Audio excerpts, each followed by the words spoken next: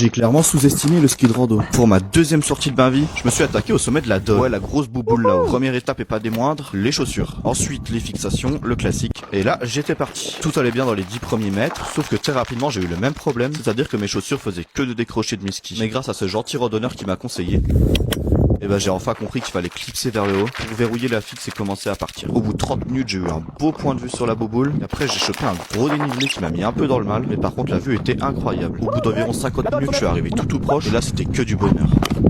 J'ai décroché, j'ai laissé mes skis sur le côté et j'ai marché un peu pour aller profiter de la vue exceptionnelle. C'était pas facile de monter jusqu'ici, mais je crois que ça en valait la peine. Regardez ça.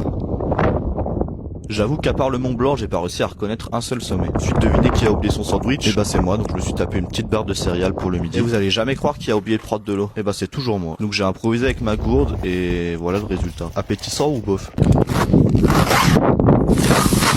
Ensuite, après le moment satisfaisant, et bah j'ai commencé enfin la descente et là j'ai préféré prendre la piste parce que j'avais bien transformé les derniers jours et c'était vraiment dur. Je me suis fait plaisir avec un peu de vitesse même si les sensations sont pas pareilles. Et j'ai quand même tenté de partir hors piste mais c'était vraiment pas une réussite. Et pour descendre, regardez ce que j'ai dû esquiver, c'était vraiment pas là. Je suis passé de l'autre côté pour retrouver un petit peu d'ombre et de neige un petit peu meilleure en esquivant encore une fois les taches de cailloux et de terre. Un petit peu plus bas j'ai pris un petit hors piste dans la forêt mais c'était pas non plus la joie. Je me suis retrouvé au-dessus d'un gros caillou que j'ai dû un petit peu près esquiver à l'aide de mes connaissances. Et ensuite c'était enfin reparti sous de la neige un petit peu meilleure. Et pour finir, je me suis pas cassé la tête, j'ai retrouvé la piste. La descente a duré 5 minutes pour 1h15 de montée. Je te laisse t'abonner si t'aimes ce genre de vidéo.